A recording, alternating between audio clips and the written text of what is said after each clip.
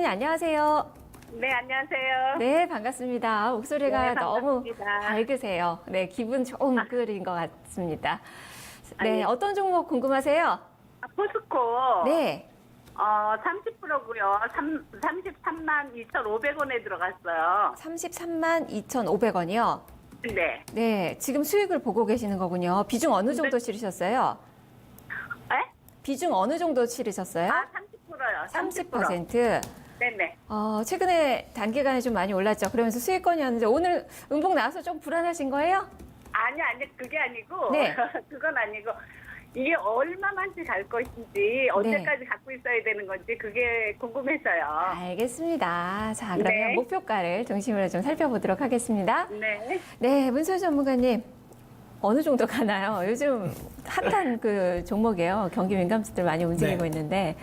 제가 사실 이제 지난해까지만 해도 계속 이제 제가 IT 대형주만 네. 외치는데 그 중에서 그나마 괜찮다고 이야기했던 것 중에 하나가 포스코였습니다. 그러니까 철강주 중에 딴 건 다 볼 거 없다. 딱 포스코 하나만 봐라 이야기를 드렸는데요. 명확한 이유가 있습니다. 포스코가 잘 갈 수밖에 없는 이유가 일단 기본적으로 사업에 대한 구성이 잘 돼 있습니다. 그러니까 이제 자동차 강판부터 해서 그다음에 이제 봉형강부터 해가지고 뭐 후판 다 골고루 잘 돼 있고 특히 자동차 강판 같은 경우도 사실 이제 고프리미엄 마진이 높은 강판이 많이 들어갑니다. 그러니까 사실 현대제철 같은 경우도 현대제철의 상당 부분 거의 뭐 50% 이상의 매출이 자동차 강판에서 나오지만 사실 현대 자동차 쪽이 대부분이거든요. 근데 이제 포스코 같은 경우는 지금 뭐 GM에도 들어가고 벤츠에도 들어가고 이렇게 거래처가 굉장히 다변화가 많이 되어 있습니다. 자, 그렇기 때문에 일단 전체적인 부분이 괜찮습니다. 그리고 이제 최근에 위험자산 선호 현상이 올라가면서 또 이제 중국이 이제 환경 규제와 관련된 부분 때문에 또 철강 가격이 좀 올라오고 있으니까 그와 관련된 부분 또 이제 IT 대형주 쪽에서 흘러나오는 또 자금들이 또 이제 경기 민감주 쪽으로 또 흘러나오기 때문에 전체적으로 지금 흐름은 괜찮아요, 시청자님. 근데 이제 요 종목은 이제 조금씩은 수익 실현도 한번 생각은 해보셔야 돼요. 제가 왜 이런 이야기를 드리냐면 지금 철강과 관련된 부분에서는 너무 장밋빛 미래만 지금 자꾸만 이야기하고 있거든요.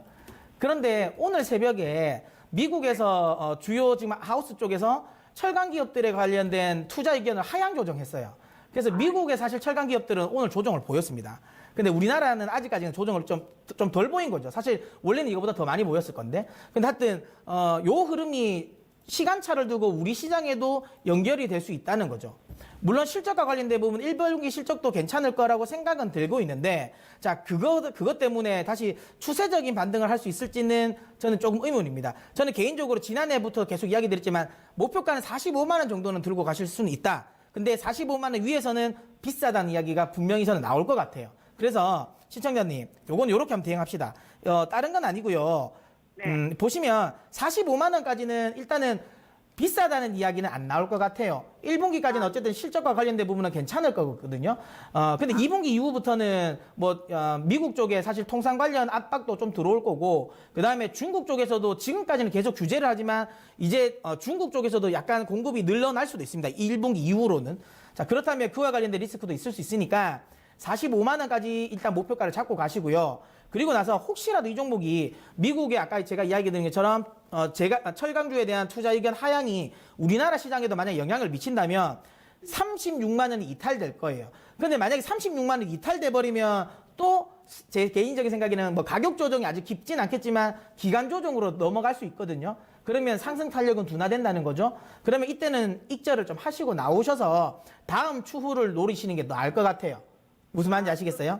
네. 그러니까- 그러면은 지금은 그러면 그냥 가는 건가요? 그렇죠. 지금은 일단 홀딩을 하십시오. 그러니까 이 부분이 그러니까 미국 쪽의 부정적인 흐름이 우리나라 시장에 영향을 미칠지 안 미칠지는 좀 확인이 필요하거든요. 그러니까 예. 일단은 36만 원 이탈되지 않으면 홀딩 하시고요. 목표가 45만 원. 근데 36만 원 이탈되면 단기적으로는 조금 더 기간 조정 나올 수 있다고 생각하셔야 되니까 그때는 그냥 익절하시고 다른 종목을 타시든지 아니면 좀 기다렸다가 다음 이제 매수 타이밍을 다시 잡는 게 오히려 더 나을 겁니다. 아시겠죠?